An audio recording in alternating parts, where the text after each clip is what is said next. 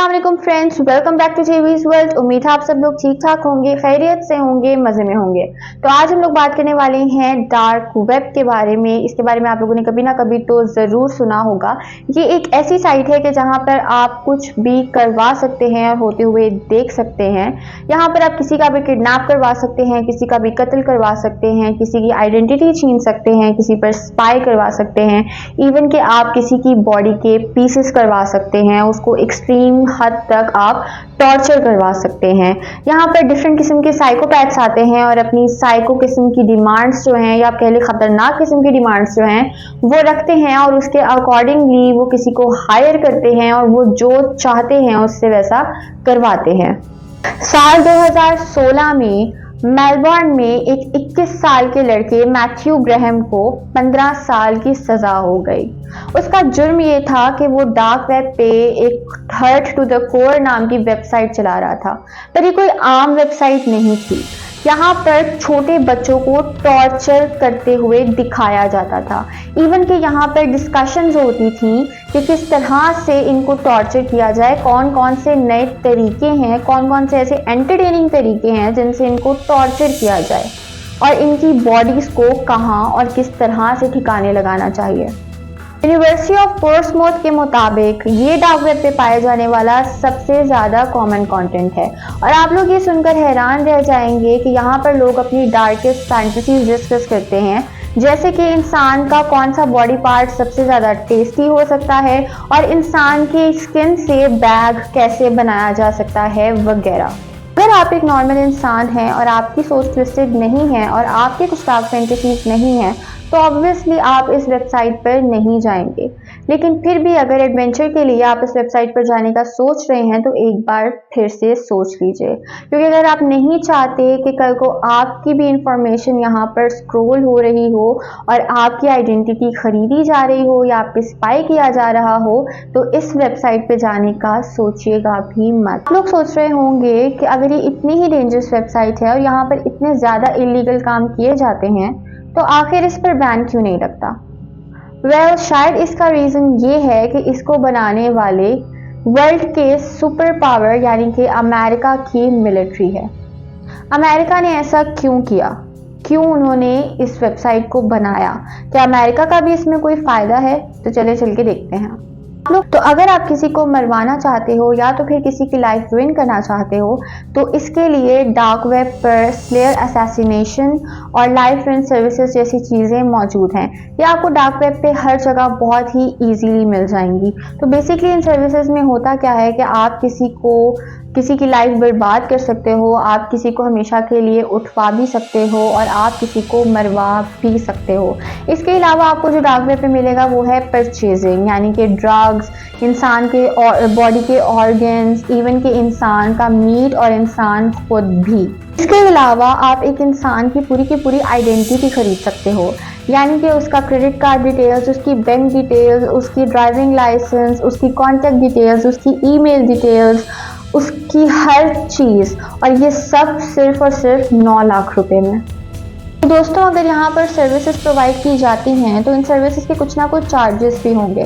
तो वो चार्जेस आखिर किस तरह से पे किए जाते हैं, क्योंकि ऐसी वेबसाइट्स पर अपनी कोई भी क्रेडिट कार्ड डिटेल्स डालना या फिर कोई भी ऑनलाइन बैंकिंग डिटेल्स डालने का मतलब है कि हैकर्स को खुलेआम वेलकम करना कि आओ और मुझे लूट लो। तो इसके हल के लिए संतोशी नाकामोटो ने 2019 में बिटकॉइन इंट्रोड्यूस करवाए। डार्क वेब पे पेमेंट करने का, या आप कह सकते हैं कि पूरी दुनिया में कहीं पर भी पेमेंट करने का सबसे सेफेस्ट तरीका होता है क्रिप्टो करेंसी, यानी कि बिटकॉइन।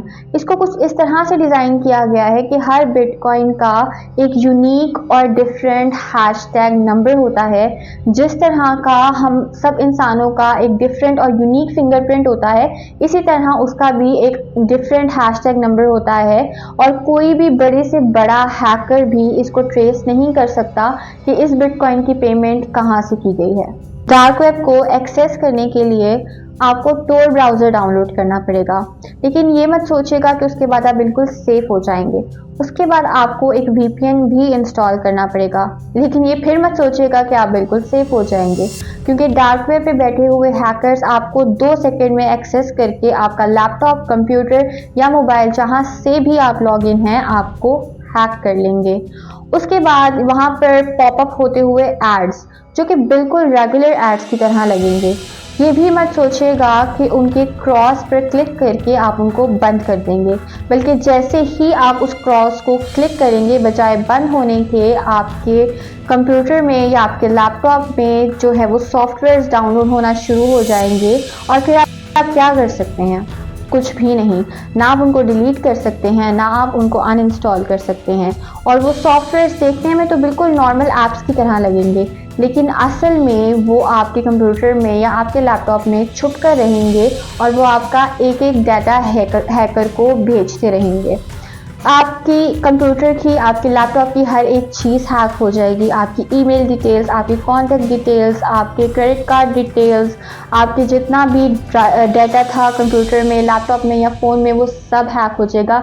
इवन के आपके लैपटॉप, कंप्यूटर या फिर मोबाइल का कैमरा तक हैक्ड होगा। सिर्फ इसी एक तरीके से आप डार्क वेब के जाल में नहीं फंसोगे, बल्कि कई दफ़ा ऐसा होता है कि डार्क वेब पे देखी हुई चीज़ें आपके जहन पर सवार रहती हैं और वहाँ से निकलने के बाद भी आप वहाँ से निकल नहीं सकते।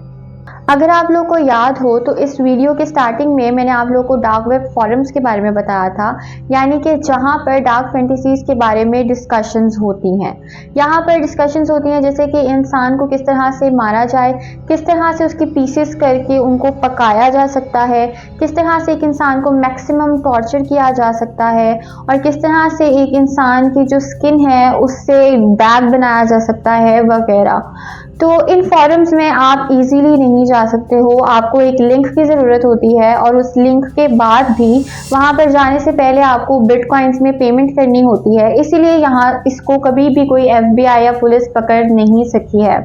तो इस फॉरम में बेसिकली होता क्या है कि आप कुछ भी पैसे देके करवा सकते हो। एक इंसान को आपके सामने बिठाया जाता है, आप पैसे देके बता सकते हो कि इसको किस तरह से टॉर्चर किया जाए। जैसे कि आप कह दो कि मैं 10,000 दूंगा और इसके सारे नाखून उखाड़ लो, तो उसके नाखून उखाड़ लिए जाएंगे। आप कहते हो कि मैं 20,000 दूंगा, इसके सारे बाल उखाड़ लो, तो उसके बाल उखाड़ लिए जाएंगे। फिर यहाँ तक कि अगर कोई पैसे देके कहता है कि इसको इस तरह से मार दो, इसका खून कर दो, तो वो भी कर दिया जाता है। लेकिन ये बात याद रखिएगा कि डार्क वेब पे जाके आप कोई भी लिंक खोल कर इस तरह की कोई भी वीडियो देख लेते हैं तो वो कई कई दिन तक आपके सर पे सवार रहती है और आपकी कई रातों की नींदें उड़ जाती हैं। आई मस्ट से कि as compare to horror movies ये कई ज़्यादा ख़तरनाक और कई ज़्यादा हॉरर हैं। अब जान लेते हैं कि डार्क वेब बना कैसे।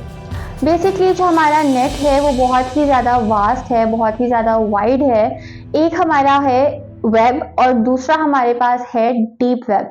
तो ये जो डार्क वेब है ये डीप वेब का ही एक पार्ट है, यानी कि जब से इंटरनेट है तब से ही ये डार्क वेब एग्जिस्ट करता है।